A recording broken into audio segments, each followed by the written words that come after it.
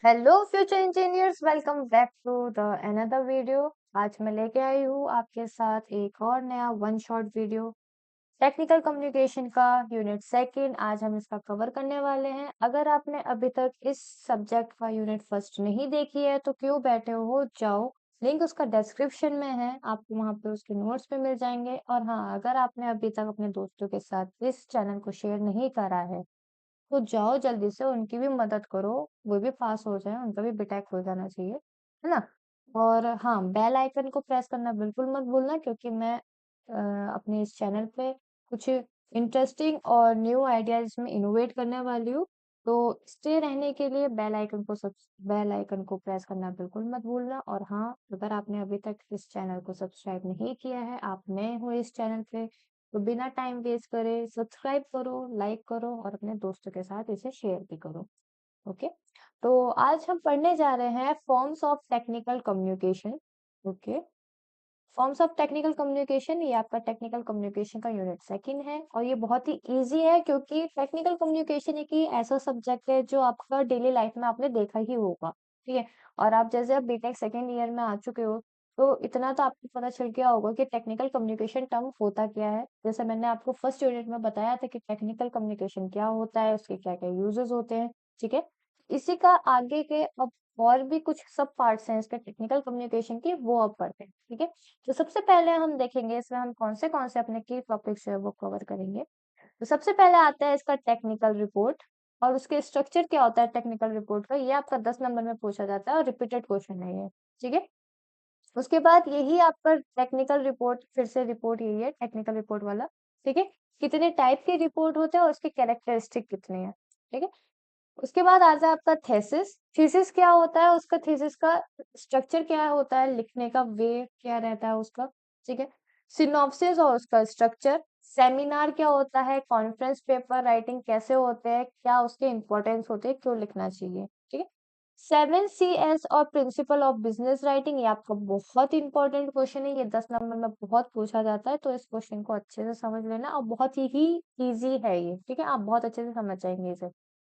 Last topic आता है proposal and type of proposal, इसके क्या क्या होते हैं। तो सबसे पहले बिना टाइम वेस्ट करे शुरू करते हैं अपने सबसे फर्स्ट टॉपिक के साथ। तो अगर आपको थोड़ा सा रेस्ट चाहिए 5 मिनट का, तो जल्दी से जाओ, पानी वानी पियो और एकदम फटाफट वापस से आओ और शुरू करते हैं। तो सबसे पहले टॉपिक है हमारा टेक्निकल रिपोर्ट क्या होता है और उसके टेक्निकल रिपोर्ट के स्ट्रक्चर क्या होता है, किस तरीके से हमें लिखना चाहिए। टेक्निकल रिपोर्ट के टर्म्स आप क्या समझते हो, इसमें क्या होता है, हम इसमें आपका टेक्निकल रिपोर्ट में फैक्ट्स होते हैं, एनालिसिस करा जाता है और रिकमेंडेशन होते हैं based on the collected data. Technical report एक फॉर्मल डॉक्यूमेंट होता है जिसमें आपका डाटा एनालिसिस और सॉल्यूशन दिए जाते हैं। ये बेसिकली यूज किया जाता है, इंजीनियर्स यूज करते हैं, साइंटिस्ट यूज करते हैं फॉर डिसीजन मेकिंग। ठीक, इसको यूज करने का क्या रीजन है, क्यों इंजीनियर लोग इसे यूज करते हैं, क्यों हम लोग इसे यूज करते हैं। इससे हमारी जो स्किल है वो इम्प्रूव होती है। ठीक है, इससे हमें हेल्प मिलती है कि हम ज्यादा से ज्यादा प्रॉब्लम जो है वो सॉल्व कर सके। ठीक, हम अपने जो प्रोग्रेस होता है उसको ट्रैक कर पाते हैं और हम उस हिसाब से अपना फीडबैक देते हैं कि हमें वो रिपोर्ट कैसी लगी। इसका मेन पार्ट जो है रिपोर्ट का वो क्या है, सबसे पहले ट्रांसमिटल लेटर। ट्रांसमिटल लेटर मतलब इंट्रो लेटर, जैसे टाइटल हो गया, पर्पस हो गया, प्रॉब्लम्स हो गई। ठीक है, ये सारी चीजें हम उसमें लिखते हैं, मतलब ऊपर ऊपर से मोटा मोटा हमें क्या क्या उसमें अपने रिपोर्ट में लिखना है। उसके बाद आता है टाइटल पेज, जो आपका रिपोर्ट का नेम होगा, ऑथर कौन है, किस डेट को पब्लिश किया गया है वो। Table of content, list of section, क्या क्या आपने उसमें रखे, जैसे समरी एंड एब्स्ट्रैक्ट हो गए, इंट्रोडक्शन हो गया, डिस्कशन हो गया, कंक्लूजन हो गए, इमेजेस लगा रहे हो वो आप टेबल ऑफ कंटेंट में लगाओगे। ठीक है, तो ये समरी और एब्स्ट्रैक्ट क्या होता है, ये क्विक ओवरव्यू होता है आपका रिपोर्ट। इंट्रोडक्शन जो होता है एक बैकग्राउंड और पर्पस के लिए यूज किया जाता है कि आपके रिपोर्ट के बारे में बता सके कि उसका बैकग्राउंड क्या है, उसका पर्पस क्या है। डिस्कशन में क्या होता है, मेन कंटेंट इसमें बताया जाता है और उसको एनालाइज किया जाता है बाय द ऑडियंस, कि हम इसमें रिपोर्ट में अपने ऑडियंस को क्या क्या दिखाना चाह रहे हैं, क्या कंटेंट है हमारा इसका। Conclusion, final finding and outcome, जो हम जिस प्रॉब्लम को लेके हमने वो रिपोर्ट बनाई है, ठीक है, उसका जो कंक्लूजन, जो उसका आउटकम आया है, वो किस वे में आया है, पॉजिटिव में आया है, नेगेटिव में आया है, ये हम अपना उस रिपोर्ट में बताते हैं। तो ये था हमारा मेन पार्ट ऑफ रिपोर्ट। ये बेसिकली आपका ज्यादा ज्यादा कुछ खास पूछा नहीं जाता, 10 नंबर में पूछा चला जाता है, या 7 नंबर में आपके जैसे अब हो रहे हैं एग्जाम, 7 नंबर का पूछा जा सकता है ये, ठीक है। Difference between abstract and summary. Abstract and summary में आप बहुत अच्छे से समझ जाओगे क्या मतलब होगा, इसका पर्पस क्या होता है एब्स्ट्रैक्ट का। ये एक रिपोर्ट होता है, what the report is about, report किस बेस के लिए है। Summary, full overview in simple word, हम एक समरी देते हैं अपने रिपोर्ट के बारे में, एक ओवरव्यू देते हैं कि हाँ हमारा जो रिपोर्ट है वो इस टॉपिक को लेके है, ठीक है। एब्स्ट्रैक्ट का जो स्टाइल होता है वो इंफॉर्मेटिव होता है और डेस्क्रिप्टिव होता है, लेकिन समरी का जो होता है वो मोस्टली डेस्क्रिप्टिव ही रहता है, मतलब बहुत ही फॉर्मल वे में रहता है। एब्स्ट्रैक्ट का जो लेंथ होता है, अपने रिपोर्ट को बताने का तरीका जो होता है उसमें जो हम लिखते हैं वो बहुत ही शॉर्ट होता है, मतलब ये है बस कहानी शुरू करी और खत्म हो गई, पता नहीं चलता।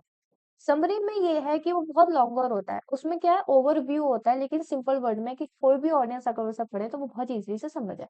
तो ये था हमारा टेक्निकल रिपोर्ट, क्यूओसी इंजीनियर रिपोर्ट को पढ़ते हैं, क्या यूज है उसके, रिपोर्ट के क्या पार्ट है, ये सारी चीजें हमने इसमें पढ़ी। उसके बाद आते हैं report and various type of report और उसके कैरेक्टरिस्टिक, जो कि ये पूछा जाता है आपका 7 नंबर में पूछा जा सकता है। तो बिना टाइम वेस्ट करे शुरू करते हैं। टेक्निकल रिपोर्ट जो टर्म है ये मैं आपको बता चुकी हूँ, अगर बाय चांस कोई ये पूछने का कि रिपोर्ट क्या होता है, रिपोर्ट में यही लिखना है कि डाटा ये एनालाइज या सॉल्यूशन के लिए दिया जाता है। बेसिकली ये से यूज करते हैं इंजीनियर या साइंटिस्ट लोग डिसीजन मेकिंग के लिए, ठीक है। टाइप ऑफ रिपोर्ट कितने होते हैं आपके, एक तो प्रेजेंटेशन, किसके बेस पे है, मतलब आप ओरल में दे रहे हो या रिटर्न वे में दे रहे हो। लेंथ क्या है रिपोर्ट की आपकी, नेचर क्या है रिपोर्ट का आपका, पर्पस क्या है रिपोर्ट का, और टाइम ड्यूरेशन कितना लगेगा, मतलब रूटीन क्या है या पीरियोडिक और स्पेशल क्या है आपका ऐसा जो टाइम ड्यूरेशन है, ठीक है।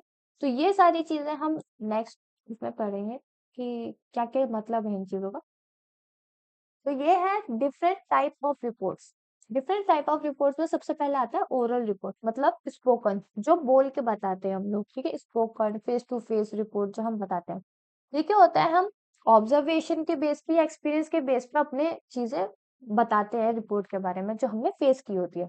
रिटर्न रिपोर्ट्स में क्या होता है, हम एक्यूरेट, परमानेंट और ऑर्गेनाइज, जो हमने सोचा है समझा है उसी चीज को हम रिटर्न वे में लिख देते हैं, जो हम ओरल वे में बता रहे हैं वही सेम चीज हम रिटर्न वे में ले देते हैं, ठीक है।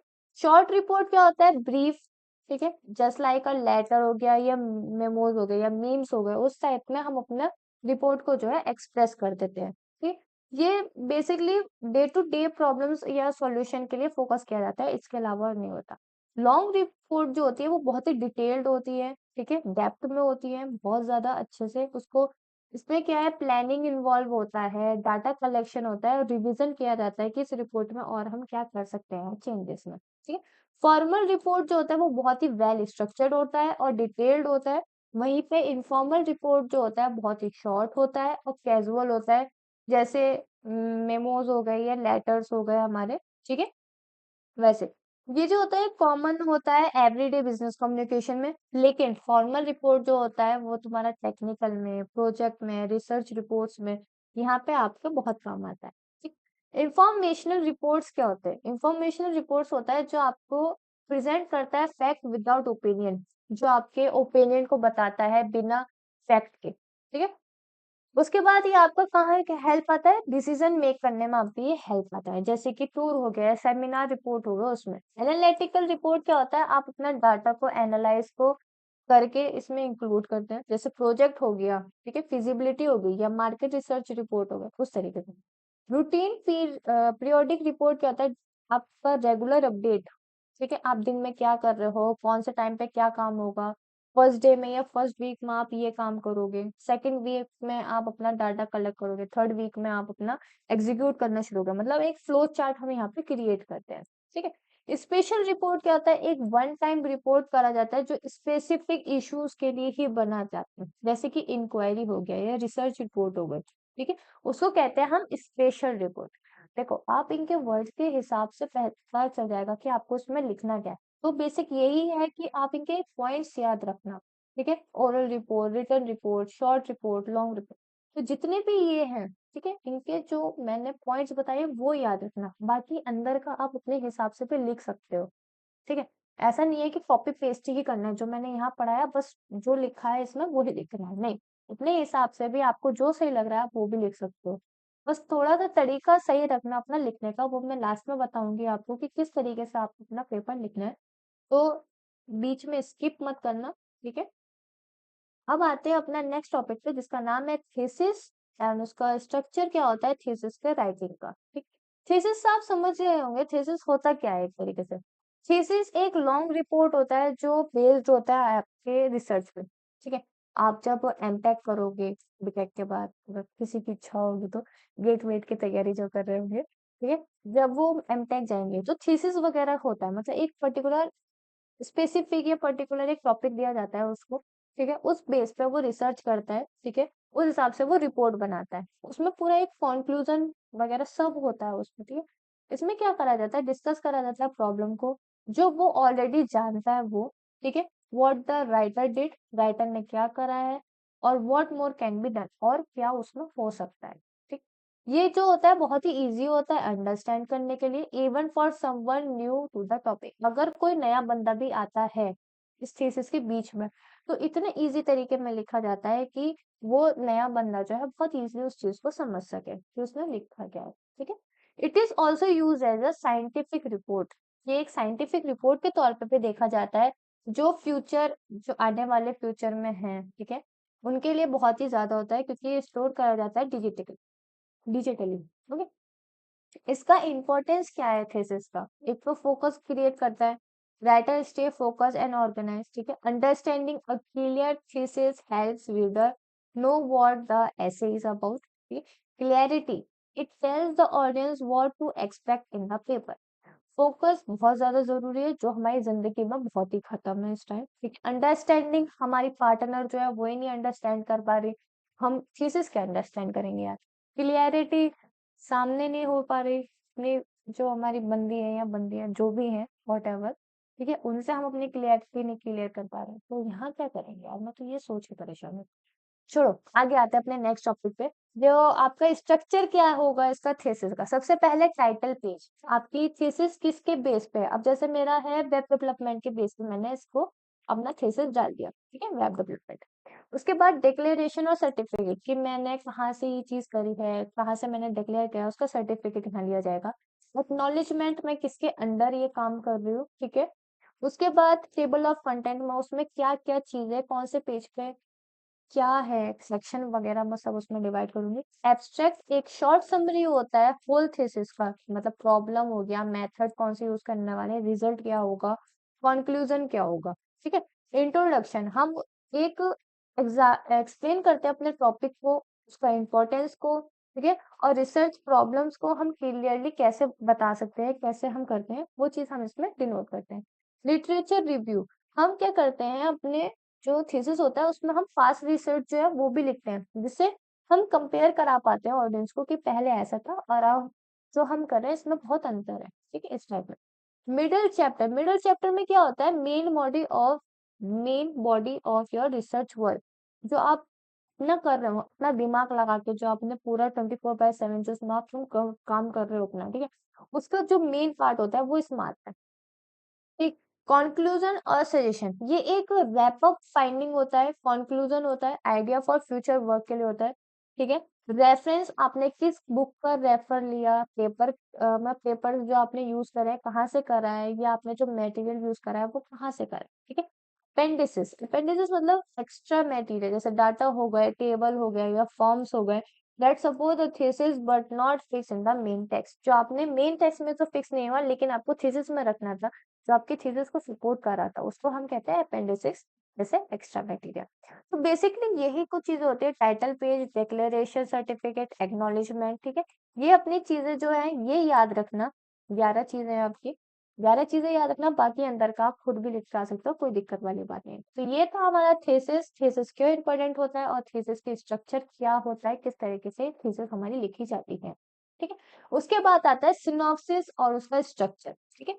सिनॉप्सिस के वर्ड से आप क्या समझते हो, सिनॉप्सिस क्या होता है, एक शॉर्ट समरी और रिसर्च प्रोजेक्ट होता है, ठीक है। इसमें क्या होता है, आपकी जितना भी सारा डाटा होता है, एक शॉर्ट उसमें आपको बता दिया जाता है कि किस तरीके से काम करेगा। नहीं समझ में आया होगा, मैं फिर से बता देती हूँ। सिनॉप्सिस क्या होता है, एक शॉर्ट रिपोर्ट होती है जो रिसर्च स्टार्ट करने से पहले बनाई जाती है, ठीक है? जिससे आपको एक ओवरव्यू मिल जाता है कि हाँ, हमें किस टॉपिक पे करना है और किस तरीके से हमें उसे करना है, ठीक है? तो इसका क्या होता है, अब सिनॉप्सिस का मतलब क्या हो गया, सिन मतलब टुगेदर, ऑप्सिस मतलब सीइंग। तो हम क्या करेंगे, इस चीज को एक साथ देखेंगे, seeing together. It's submitted for ethical clearance, university registration for degrees और पीयर रिव्यू, ठीक है? उसके बाद क्या होता है, स्ट्रक्चर का सिनॉप्सिस क्या होता है, स्ट्रक्चर का सिनॉप्सिस वही सबसे पहले टाइटल ही आप लिखोगे, उसके प्रॉब्लम और हाइपोथेसिस, क्या इशू है, what do you think will happen, क्या हो सकता है इसके अंदर, ठीक है?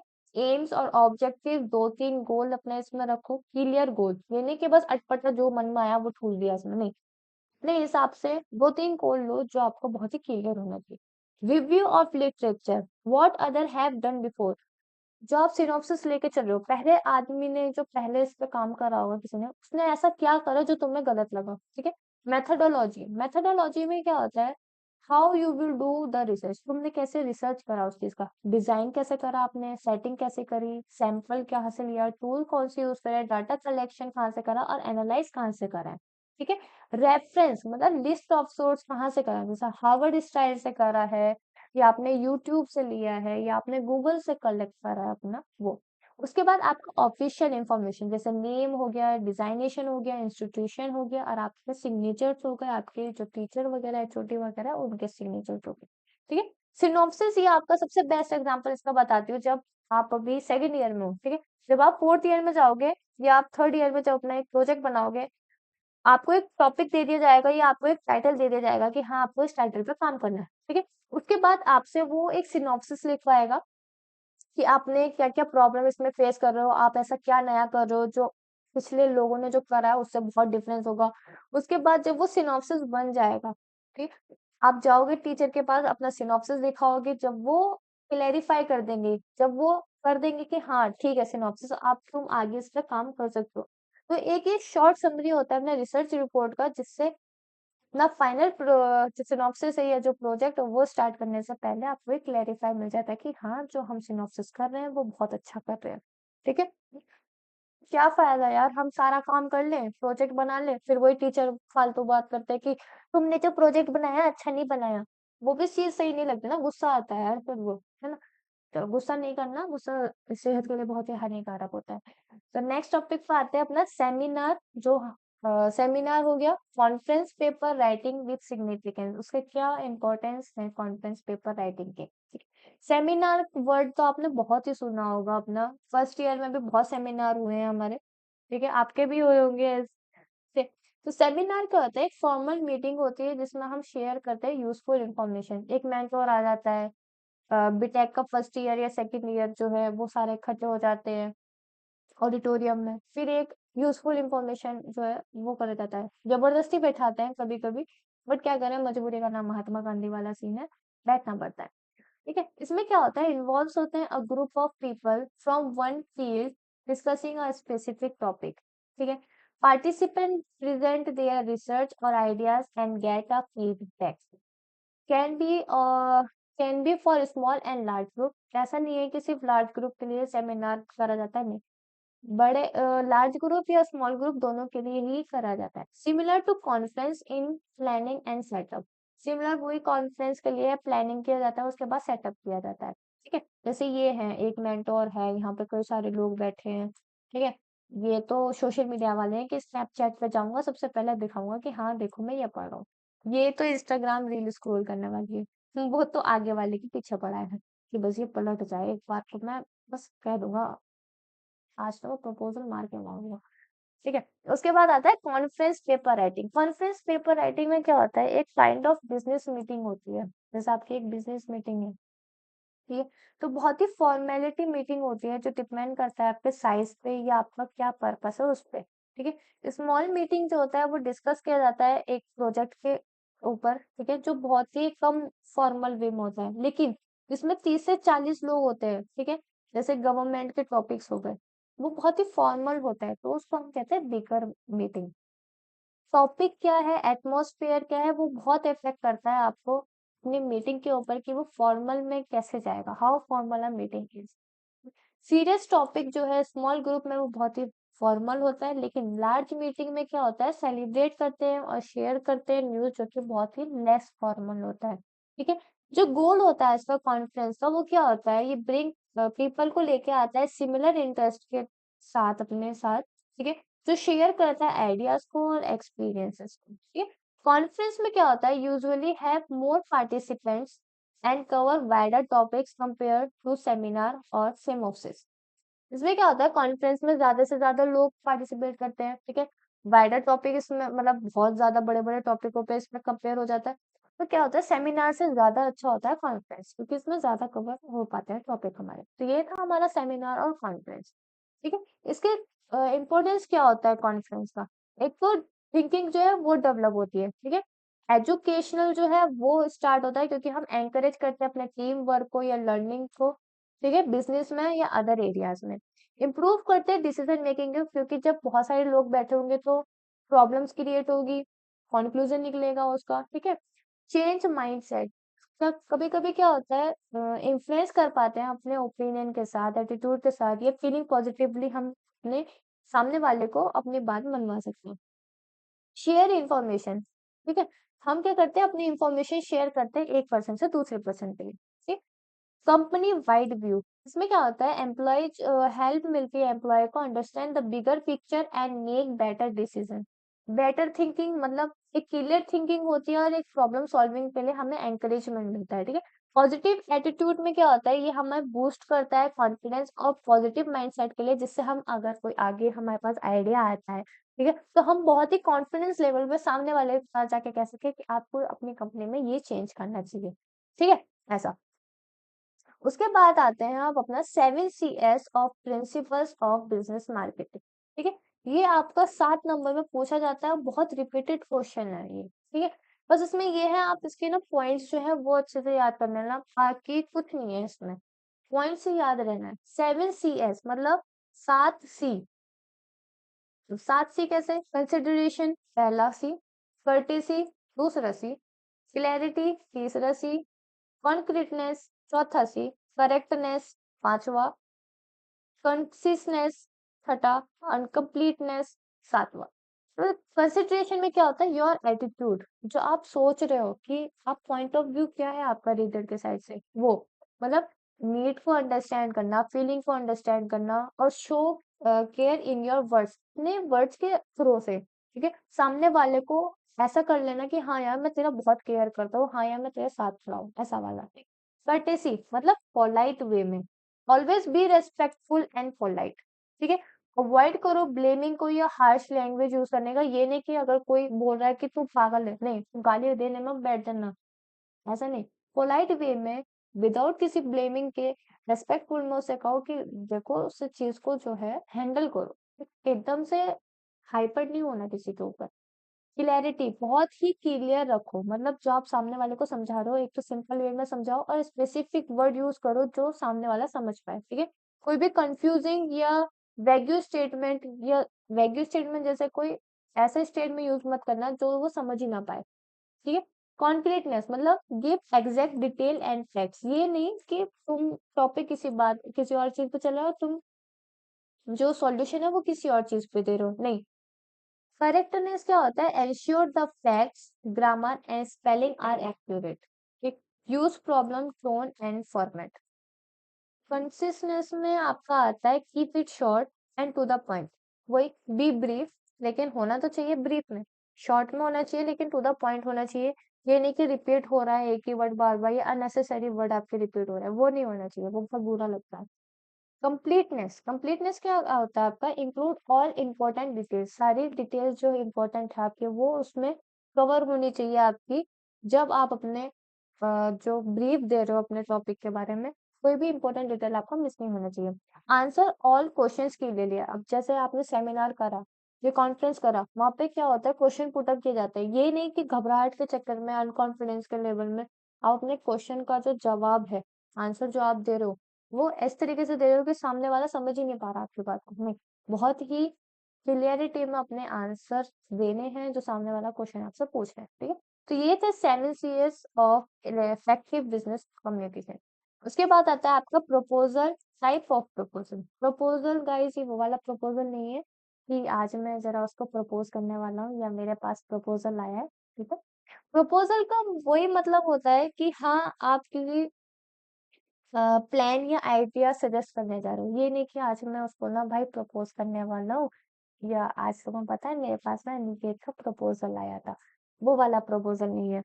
प्रपोजल मीन टू सजेस्ट और पुट फॉरवर्ड एन आइडिया। मतलब होता ये है कि कोई प्लान या आइडिया जो है वो इसमें हम सजेस्ट करते हैं through proposal.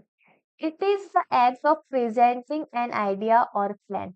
Okay? A proposal is like a business letter or report to catch attention about an issue और idea. टाइप ऑफ प्रपोजल क्या होता है आपका? Short versus long. Short proposal में क्या होता है? Written by one person, simpler way में किया जाता है और डन इंडिपेंडेंट। शॉर्ट प्रपोजल हो गया, इंडिपेंडेंटली करे हो, ऑब्वियस है, ठीक है। लॉन्ग प्रपोजल में क्या होता है? एक टीम क्रिएट करी जाती है, मोर डिटेल में इसमें बनाया जाता है और शेयर्ड रेस्पॉन्सिबिलिटी, हर एक की अपनी अपनी रेस्पॉन्सिबिलिटी होती है। Solicited and versus unsolicited proposal. Solicited में क्या होता है आपका? ये आपको जब क्लाइंट ने बोला हो तभी आपको करना होता है। सेंड आफ्टर कस्टमर और क्लाइंट आस्क फॉर इट। जैसे आप कोई रिक्वेस्ट है कॉल के लिए, मतलब आप कोई चीज पूछना चाह रहे हो, कॉन्टेक्ट अस पे गए, ठीक है। तो जब आप वहां पे लिखते हो तभी आपके पास एक असिस्टेंट का फोन आता है आपकी प्रॉब्लम को सॉल्व करने के लिए, ठीक है। जब कस्टमर या आपसे क्लाइंट का पूछे तभी आप अपना वो जवाब भेजोगे। अनसॉलिसिटेड क्या होता है? Send without being asked to offer a service और प्रोडक्ट। जैसे मिंत्रा है या ट्रू मेट्स वाले जो मेडिकल स्टोर वाले होते हैं, ठीक है। अब क्या है, अगर आपने कोई एक चीज सर्च कर ली या तो आपके पास मैसेज आने शुरू हो जाएंगे कि हमारे पास ये सर्विस है, ठीक है। या अगर आप किसी के पेज को ओपन ही कर लेते हो तो उनके पास आपका सारा इंफॉर्मेशन चला जाता है, तो आपको कांस्टेंट कॉलिंग करते हैं, तो वो होता है अनसॉलिसिटेड, ठीक है। तो ये डिफरेंस था आपका सॉलिसिटेड में और अनसॉलिसिटेड में। Both should be well formed and clear and persuasive, ठीक है। बहुत ही क्लियर होना चाहिए, वेल फॉर्म्ड होना चाहिए और परsuasive होना चाहिए। तो यही था हमारा ये यूनिट, यही समाप्त करते हैं इसको, ठीक है। आई होप आपको ये यूनिट अच्छी लगी होगी और आपको बहुत ही इजीली समझ में भी आ गया होगा। गाइस देखो इसमें ज्यादा कुछ नहीं है। अब आपको लिखना कैसे है इसको मैं ये बता देती हूँ। अब क्या है, अब जैसे प्रपोजल है, आपने प्रपोजल लिखा, प्रपोजल के बाद इसमें दो पॉइंट है, एक तो शॉर्ट वर्सेस लॉन्ग और सॉलिसिटेड वर्सेस अनसॉलिसिटेड। तो सबसे पहले टाइप ऑफ प्रपोजल लिखा। टाइप ऑफ प्रपोजल में फर्स्ट आ गया आपका शॉर्ट वर्सेस लॉन्ग, उसके बाद आ गया सॉलिसिटेड वर्सेस अनसॉलिसिटेड।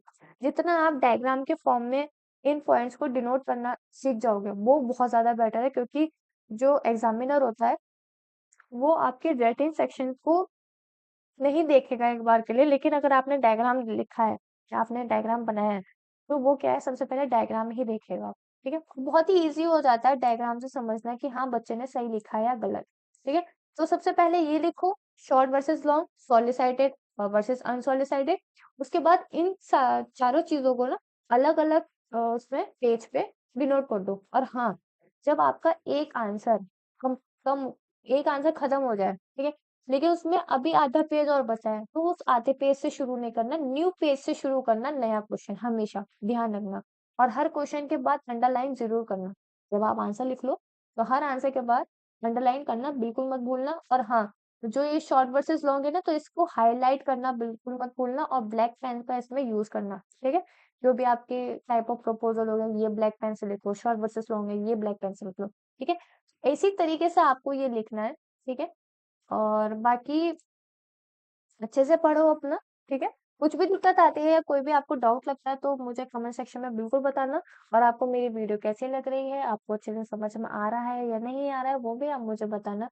और हाँ, पीडीएफ नोट्स जो है आपको डिस्क्रिप्शन में मिल जाएंगे। अगर आपको डिस्क्रिप्शन में नहीं मिल पाते हैं किसी वजह से तो आप टेलीग्राम चैनल को फॉलो कर लेना, ठीक है, या कनेक्ट हो जाना मेरे उस कम्युनिटी पे। और हाँ, अब अगर आपने अभी तक सब्सक्राइब नहीं करा है गाइस तो प्लीज जाओ सब्सक्राइब करो, अपने दोस्तों के साथ भी शेयर करो, ठीक है। तो मिलते हैं अपने नेक्स्ट यूनिट के साथ जल्द ही जल्द। और लेके आएंगे फिर से वन शॉट धमाकेदार वीडियो आपके साथ। तो मिलते हैं, तब तक के लिए टाटा एंड बाय।